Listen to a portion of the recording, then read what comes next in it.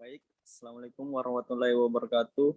Selamat malam teman-teman. Di sini kami dari kelompok 6 ingin membawakan materi tentang apakah hukum mati bertentangan dengan HAM dan pembatasan waktu atau pemburuan demonstrasi melanggar HAM.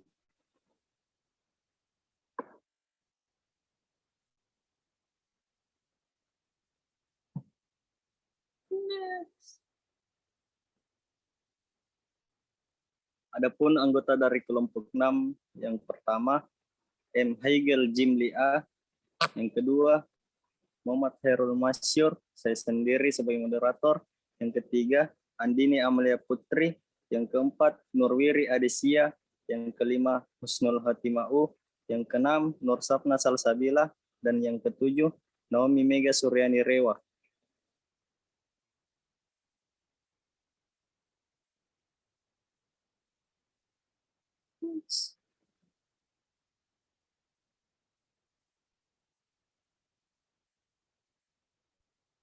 Next.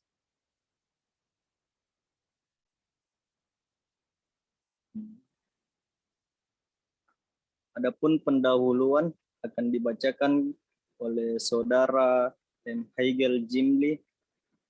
Untuk saudara dipersilakan. Baik, terima kasih atas kesempatannya.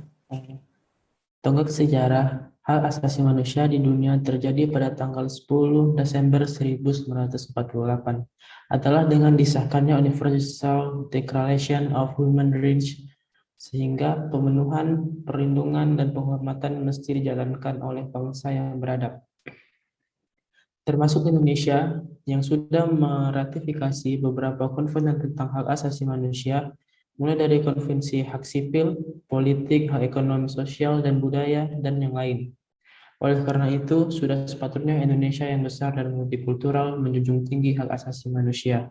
Saya kembalikan kepada moderator.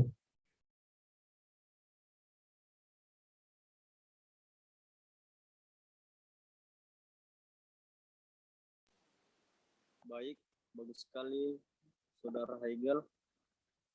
Di sini di slide kedua yaitu konsep yang akan dibacakan oleh saudara Husnul Khotimah. Untuk saudari dipersilakan.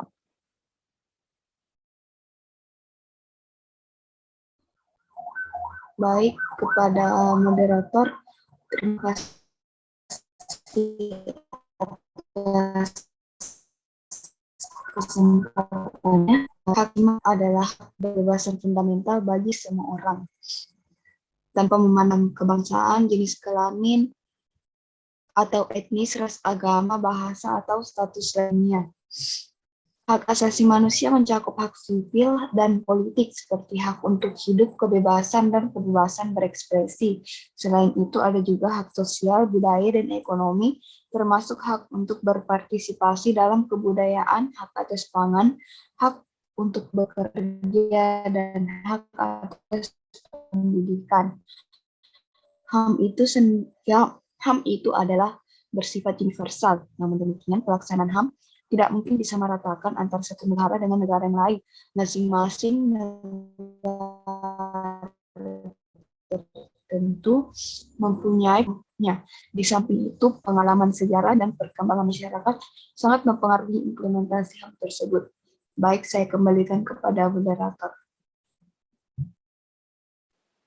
Baik, sangat bagus sekali materi yang dipaparkan oleh saudara Husnul. Di slide selanjutnya ada materi yang tentang realita yang akan dibacakan oleh saudari Nur Sapna Salsabila. Untuk saudari dipersilakan. Terima kasih. Selanjutnya realita. Hukuman mati merupakan jenis pidana yang terberat dibandingkan dengan pidana lainnya. Karena dengan pidana mati, terenggut jiwa manusia untuk mempertahankan hidupnya. Hukuman mati juga bentuk hukuman keji yang memberikan efek jera kepada pelaku kejahatan. Sayangnya, hukuman ini juga melanggar hak untuk hidup yang diatur dalam Deklarasi Universal Hak Asasi Manusia atau Universal Declaration of Human Rights.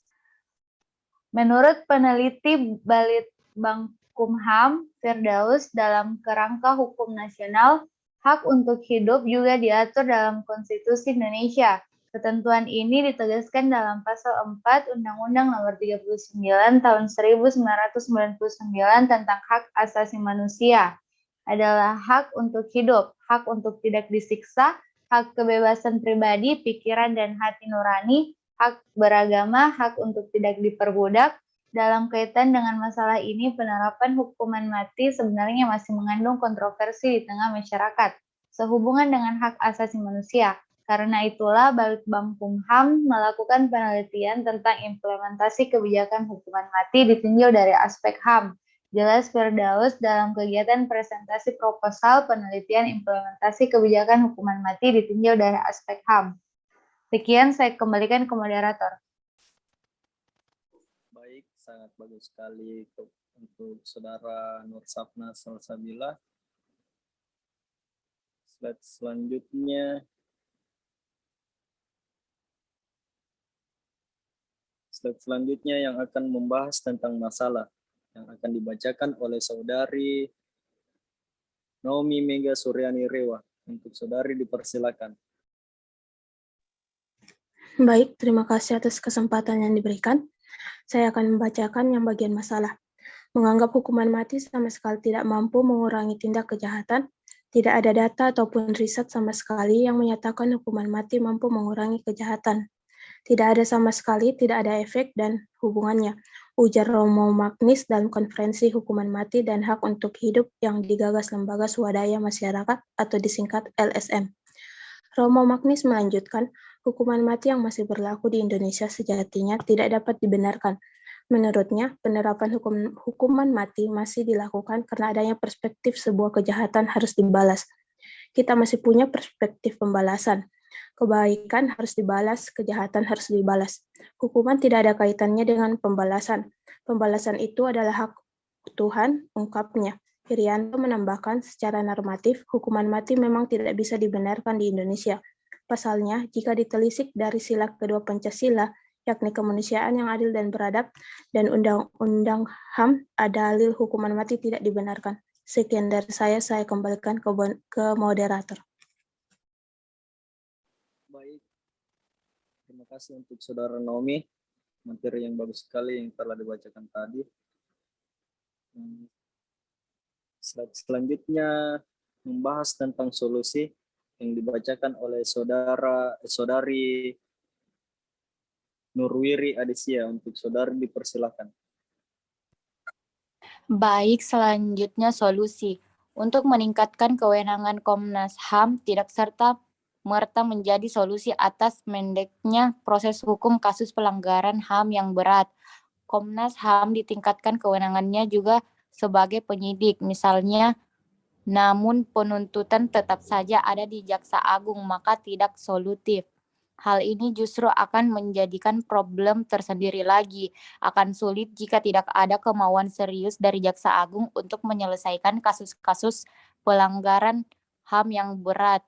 Bahkan untuk menggambarkan situasi hukum yang terjadi, Munaf Rizal mengutip pernyataan pakar hukum terkenal B.M.